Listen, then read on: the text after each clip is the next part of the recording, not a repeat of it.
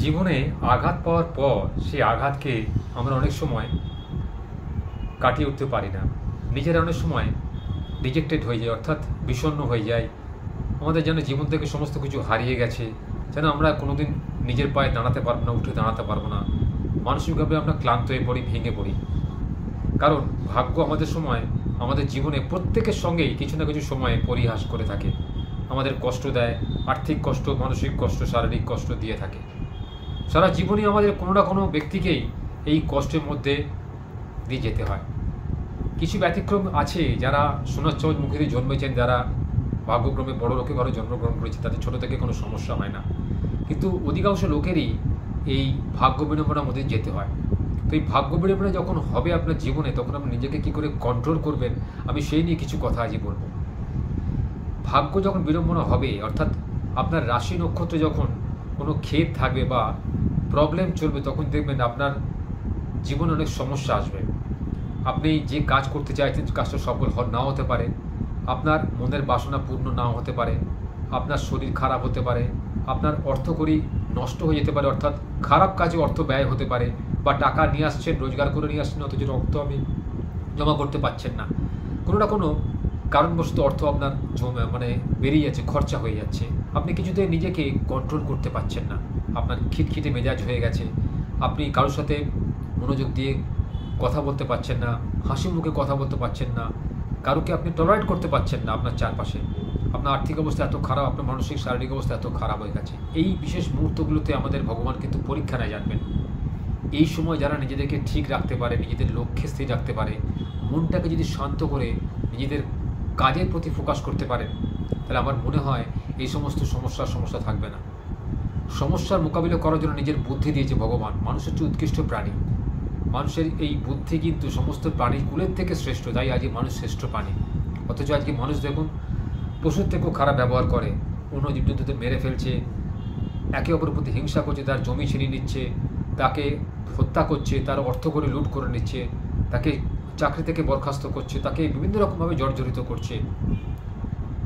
তো মানুষ এই যে পরিবর্তনশীল হয়ে পড়ছে, এ থেকে মানুষ কী করে বাঁচবে? অর্থাৎ মানুষের এই যে মনের মধ্যে এই যে পরিবর্তন, রাশি নক্ষত্র পরিবর্তন হলেই আমাদের শরীরের মধ্যে একটা পরিবর্তন আসে, জীবনে পরিবর্তন আসে।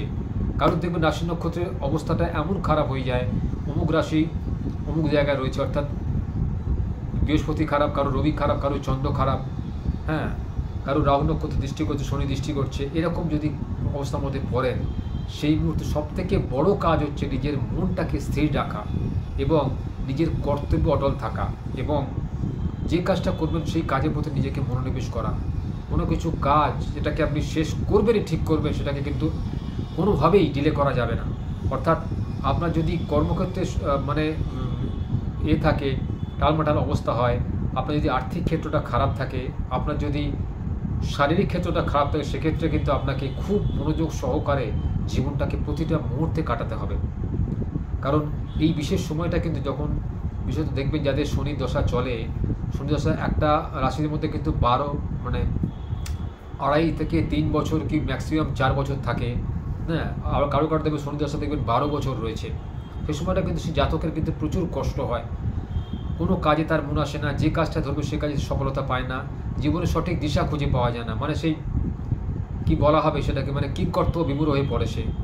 এই অবস্থা থেকে যখন তার মুক্তি ঘটে, যখন দেখবেন আর কিছু করার থাকে না, সে মনে করে। কিন্তু না, কোনো খারাপ অবস্থার পরে জানবেন ভালো অবস্থা আপনার জন্য অপেক্ষা করছে।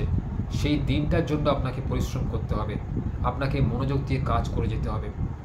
আপনি কর্মের প্রতি ফোকাস করবেন, ফলের প্রতি নয়। কর্মের ফল কিন্তু আপনি অবশ্যই পাবেন। সৎকর্মের ফল সৎ হয়, অসৎ কর্মের ফল কিন্তু অসৎ হয়। এটা তো আমরা বিবেকানন্দের বাণী থেকেই পেয়েছি। বৃক্ষ তোমার নাম কি, ফল না পরিচয়তে। তাই জীবনের প্রতিটা পদক্ষেপেতে আমাদের প্রত্যেকের উচিত কিন্তু নিজেকে ধীর স্থির রাখা, ঠান্ডা ধীর রাখা। যে কোনো পরিস্থিতি আমরা দেখেছি, বিশেষত পুরুষ মানুষ হঠাৎ করে বিচলিত হয়ে পড়ি, রেগে যাই, উত্তেজিত হয়ে পড়ি, যেন পায়ের তলা থেকে জমি আমাদের চলে যাচ্ছে। এটা করলে কিন্তু হবে না। নিজের মনটাকে স্থির রাখতে হবে, নিজের কাজের প্রতি মনোনিবেশ করতে হবে।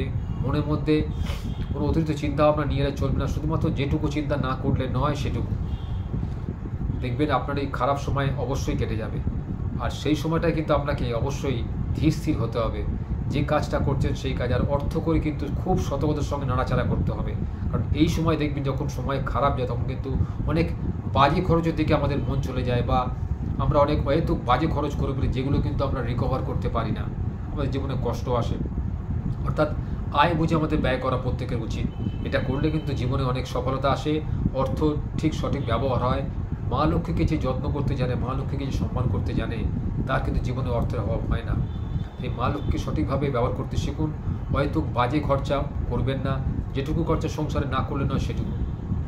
জীবনে সঠিকভাবে অর্থের ব্যবহার জানলে তবে কিন্তু জীবনে ঠিক সঠিক আনন্দ খুঁজে পাওয়া যায়। আপনি যদি অর্থ অন্য কাজে, কোনো খারাপ কাজে ব্যয় করেন, দেখবেন অর্থ কিন্তু আপনার কাছে আর থাকবে না, অর্থ আপনার জীবন থেকে বেরিয়ে যাবে, কারণ আপনি অর্থের সঠিক ম্যানেজমেন্টটাই বোঝেননি। মা লক্ষ্মীকে সংসারে রাখতে গেলে, মা লক্ষ্মীর আশীর্বাদ পেতে হলে সংসারের মধ্যে সবসময় ঠান্ডা দিল অবস্থা বজায় রাখবেন। ঝগড়াঝাটি একদমই করা যাবে না। সংসারে একে অপরের সঙ্গে বন্ধুত্বপূর্ণ মনোভাবাপন্ন নিয়ে কাজকর্ম করবেন। ভাই বোন, বাবা মা, স্ত্রী পুত্রের সঙ্গে ঝগড়া হয়তো করবেন না। তাকে সবসময় বুঝিয়ে কথা বলার চেষ্টা করুন। বাড়ির গুরুজনদের শ্রদ্ধা ভক্তি সম্মান করুন, কারণ মা লক্ষ্মী কিন্তু তাদেরই সম্মান করে যারা বাড়ির গুরুজনদের শ্রদ্ধা ভক্তি সম্মান করে। শনিদেব, আমাদের রাশিচক্রের মধ্যে শনিদেব একটা এমন রাশি যে খুব রাগী রাশি বলা হয় থাকে। আর শনির প্রকোপে কিন্তু এক একটা জাতকের লাইফ কিন্তু ছারখার হয়ে যায়। এই শনি যখন কারোর উপর প্রসন্ন হয় তখন কিন্তু তার জীবন বদলে যায়।